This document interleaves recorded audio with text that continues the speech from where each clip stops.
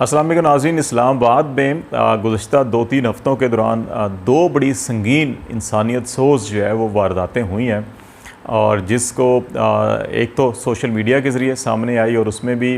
जो मुल्ज़मान हैं वो गिरफ़्तार किए जा चुके हैं। इसमें हम वो इस्लामाबाद के उस कपल का हवाला दे रहे हैं जिसमें जो एक शोरूम का मालिक जो है और प्रॉपर्टी का बिज़नेस करने वाले उस्मान राजा जो मरकज़ी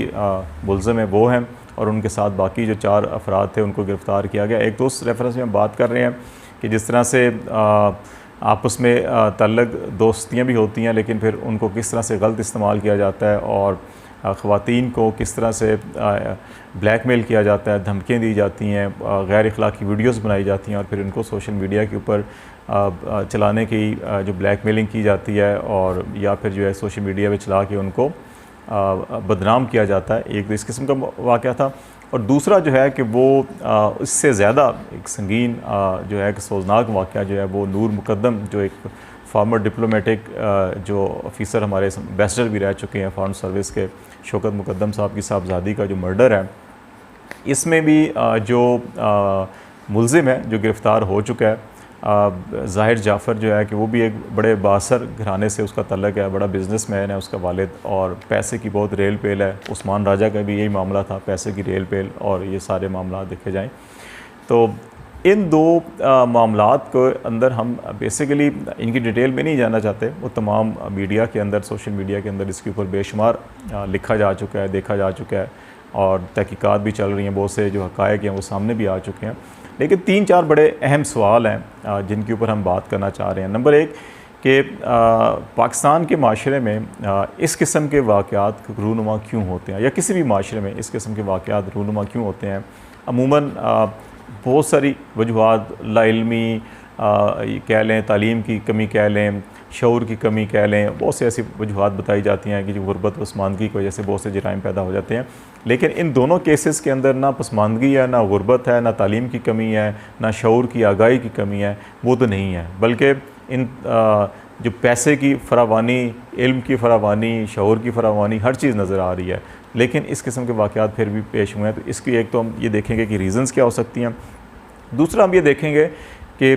बतौर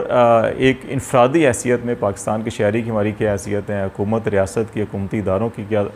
इसमें ज़िम्मेदारियाँ हैं, एक घराने के वालदैन के जो है कि वो क्या ज़िम्मेदारियाँ हैं कि हम किस किस जगह के ऊपर ज़िम्मेदारियाँ पूरी नहीं कर पा रहे, जिस वजह से इस किस्म के मामलात और संगीन वाक़यात रूनुमा होते हैं। और तीसरी बात ये होगी कि वे फॉरवर्ड के इस किस्म के वाक़यात से बचने के लिए होना क्या चाहिए। तो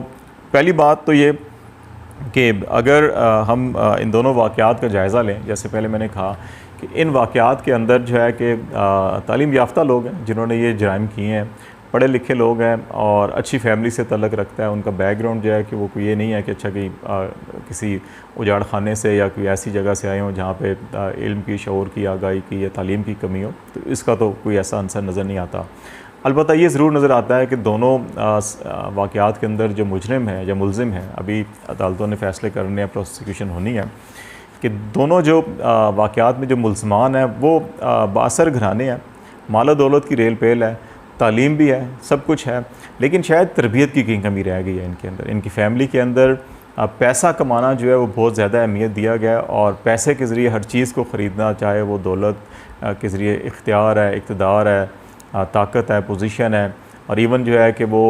इज़्ज़त भी ख़रीद लेना किसी की, एक ये कंसेप्ट भी है हमारे बदकिस्मती माशरे के अंदर, बाज़ लोगों के अंदर, कि दौलत से हर चीज़ ख़रीदी जा सकती है। तो ये जो मेंटालिटी है बेसिकली ये इस चीज़ के अंदर नज़र आ रही है कि एक तो तरबियत की कमी है, और दूसरी जो है कि तरबियत जिस चीज़ की गई है कि वो हर कीमत के ऊपर माल दौलत इकट्ठा करना, चाहे हलाल हो हराम हो, और फिर उसको उसी तरीके से इस्तेमाल करना जिस तरीके से कमाया जा रहा है। तो एक तो ये इसके अंदर बहुत बड़ी वजह जो है वो नज़र आ रही है।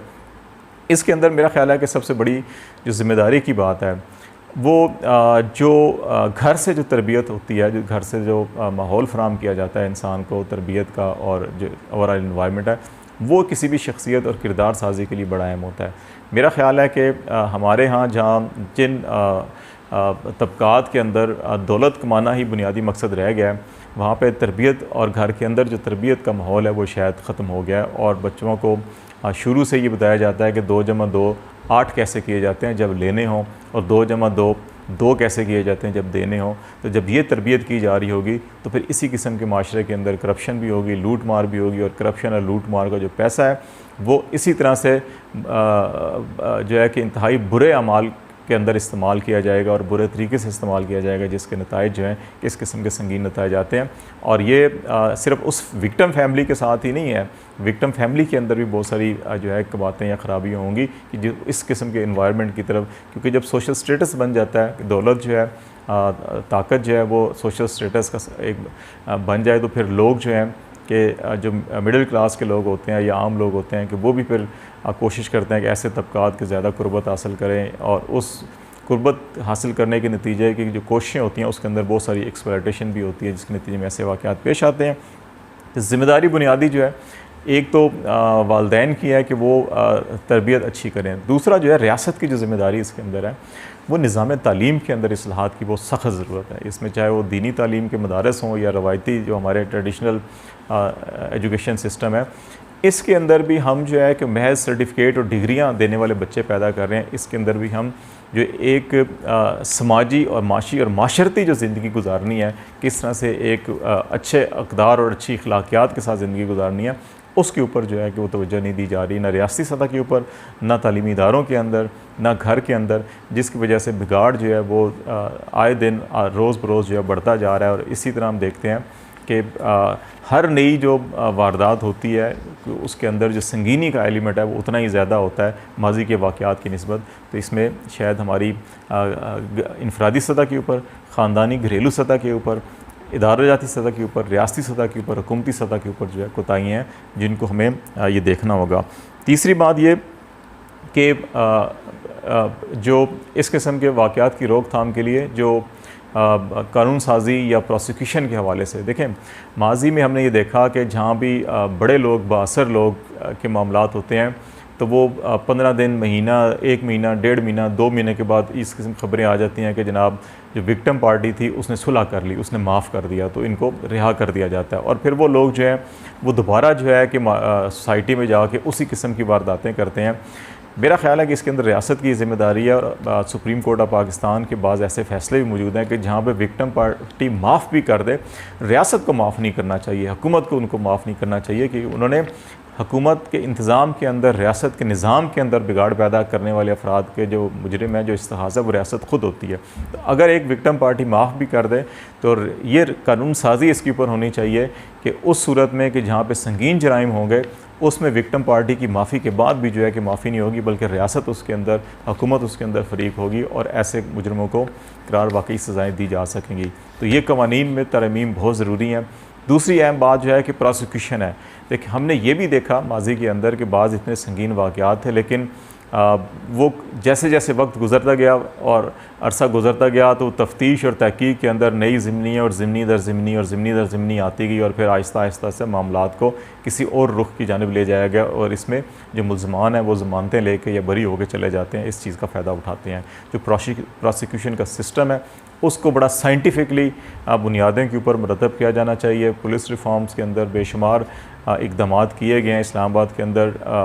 मुतअद्दिद रिफॉर्म्स किए गई हैं, और अब इतने साइंटिफिक आलात हैं कि इसको तहकीक को आगे बढ़ाया जा सकता है सही खतूत के ऊपर। लेकिन इसके साथ साथ अभी भी बहुत सा काम होने के लिए बाकी है। तो हुकूमत को अपनी तरजीहात के अंदर जो ख़ास तौर के ऊपर जो प्रोसिक्यूशन का सिस्टम है, पुलिसिंग का सिस्टम है, इन्वेस्टिगेशन का सिस्टम है, इसके अंदर साइंटिफिक बुनियादों के ऊपर रिफॉर्म्स लानी चाहिए, और इसी तरह जुडिशल सिस्टम के अंदर जो है कि वो साइंटिफिक बुनियादों के ऊपर जो है रिफॉर्म्स लानी चाहिए, ताकि इस किस्म के जो संगीन वारदातों के मुल्ज़मान हैं वो किसी भी तौर के ऊपर कहीं कानूनी मुँहशिगाफ़ी के नतीजे में या कहीं जो तफ्तीशी निज़ाम की ख़राबियों के नतीजे में या अदालती निज़ाम की जो ख़राबियाँ हैं उसके नतीजे में ये ऐसे मुजरम न बच पाएँ। तो ये अगर इक़दाम हम करेंगे तो इससे एक डेटरेंस कायम होगा, और ऐसे लोगों की जो सज़ाएँ हैं उनको अगर पब्लिक भी किया जा सकता है तो पब्लिक के लिए ऐसा किया जाए ताकि लोग इबरत हासिल करें। दूसरी बात जो है कि तरबियत के ऊपर बहुत ज़्यादा काम करने की ज़रूरत है। इसमें रियासत को भी, हुकूमत को भी, और सूबाई हुकूमतों को भी, ज़िले तहसील हुकूमतों को भी, और साथ साथ जो है कि ख़ानदान के अंदर जो घरेलू ज़िम्मेदारी हैं, हमने अपने बच्चों की तालीम और तरबियत जो वालदैन के हाथों में थी वो हमने मोहल्ले के किसी मौलवी या किसी और के हाथ में दे दी, कहीं ट्यूशन पढ़ने वाले के हाथ में या किसी और के हाथ में, जिसकी वजह से और बेशुमार माशरती ख़राबियाँ पैदा हो रही हैं। तो उनसे बचने के लिए भी जो है कि वालिदैन अपना किरदार ख़ुद अदा करें। सिर्फ़ पैसे की कमाई के चक्कर में 24 घंटों में से 18 घंटे जो हैं कि दोनों मियाँ बीवी जो है कि अगर बार कायम करेंगे तो बच्चे जो है किसी और के हाथों में होंगे और वो उनकी वो तरबियत नहीं कर सकेंगे जो वालिदैन ख़ुद कर सकते हैं। तो हमें महज जो है वो पैसा कमाने के चक्कर में जो कुछ अक़दार हैं, जो रवायात हैं, जो हमारी ज़िम्मेदारी हैं बुनियादी बतौर इंसान, बतौर वालिदैन, बतौर सोसाइटी मेंबर, वो हमें एहसास करना चाहिए और अदा करनी चाहिए। तो तब शायद इस किस्म के वाक़यात से हम जो है कुछ छुटकारा हासिल तो शायद ना कर सकें, लेकिन नुमायाँ तौर के ऊपर कमी ला सकते हैं। और दूसरा जो डेटरेंस है और कानून का और कानून के नफाज का और अदालती निज़ाम का और सज़ाओं के निज़ाम का, अगर वो भी कायम हमने ना किया तो फिर इस किस्म के वाक़यात नहीं रुकेंगे। तो वो भी हमें जो एक डेटरेंस है वो भी कायम करना होगा और संगीन जराइम की संगीन सज़ाओं पर अमल दरामद जो है यकीनी बनाना होगा। ख़्वाह इसमें कोई सुलह कर ले, माफ़ी कर ले या जो मर्ज़ी कर ले, इस के नतीजे में जो है कि किसी को माफ़ी नहीं होनी चाहिए। ऐसे संगीन जराइम में रियासत को ख़ुद आगे बढ़कर ऐसे मुजरमों को करार वाक़ई सज़ा देनी चाहिए।